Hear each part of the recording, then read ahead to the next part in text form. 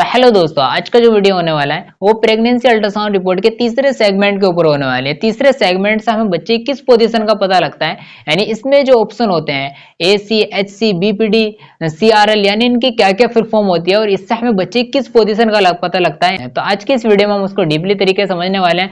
तो ये हमारी प्रेगनेंसी अल्ट्रासाउंड रिपोर्ट की दूसरी वीडियो है। पहली वीडियो में हमने प्रेगनेंसी अल्ट्रासाउंड रिपोर्ट को स्टार्टिंग से किस तरह देखते हैं वो हमने उसमें समझा था, यानी उसमें बच्चे की क्या पोजीशन होती है, बच्चे की किस पोजीशन को क्या कहते हैं, तो वो हमने जाना डीपली तरीके से समझा था उसमें। अगर आपने वो वीडियो नहीं देखी तो इस वीडियो को जाना डिस्क्रिप्शन में आपको लिंक मिल जाएगी, तो आप उस वीडियो को वहां से जाकर जरूर देखें।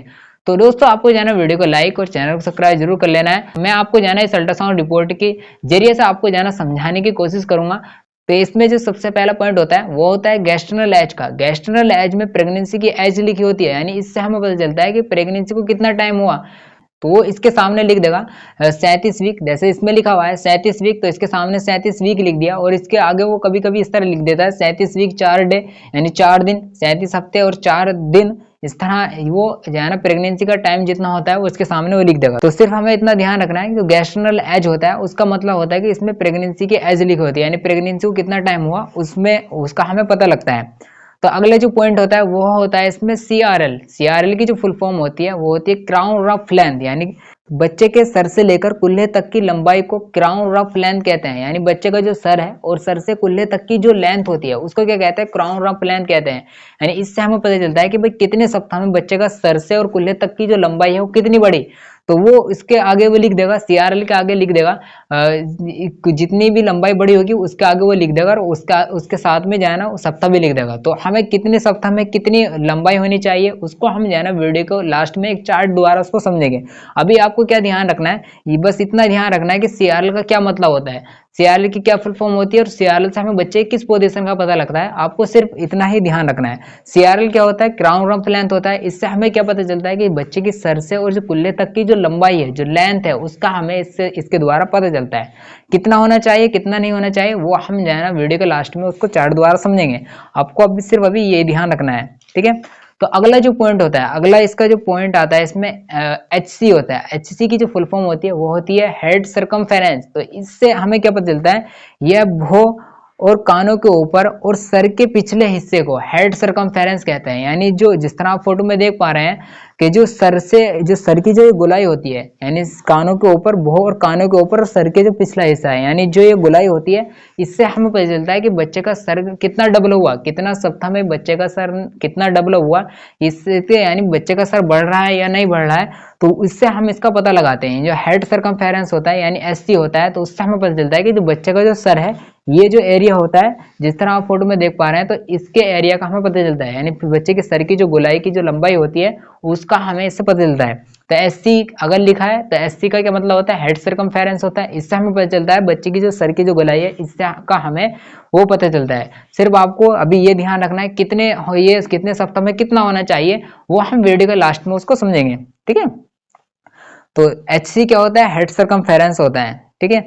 अगला पॉइंट होता है इसमें AC की जो फुल फॉर्म होती है वो होती है एब्डोमिनल सर्कमफेरेंस। तो इससे हमें क्या पता चलता है, इससे पता चलता है कि पेट के चारों ओर की जो गोलाई को एब्डोमिनल सर्कमफेरेंस कहते हैं। यानी जो पेट की जो चारों ओर की जो गोलाई होती है, बच्चे की जो पेट की चारों ओर की गोलाई होती है, तो उसको क्या कहते हैं, एब्डोमिनल सर्कमफेरेंस कहते हैं। इससे हमें पता चलता है कि बच्चे का पेट कितना डबल हुआ, बच्चे के सर के साथ साथ उसका पेट भी बढ़ रहा है नहीं बढ़ रहा है, तो उसका हमें उसका पता चलता है।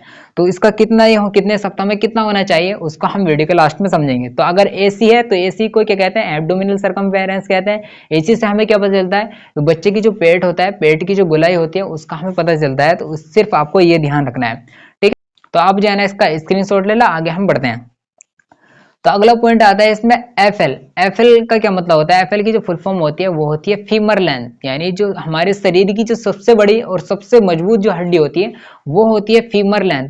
तो फीमर लेंथ से हमें क्या पता चलता है, तो जांग की हड्डी को क्या कहते हैं, फीमर लेंथ कहते हैं। यानी जो बच्चे की जांग की हड्डी है उसको फीमर लेंथ कहते हैं। यानी इससे हमें बच्चे की जांग की हड्डी का पता चलता है कि बच्चे की जांग की हड्डी डेवलप कर रही है नहीं कर रही है, यानी उसके सर और पेट के साथ साथ उसकी जांग की हड्डी बढ़ रही है नहीं बढ़ रही है।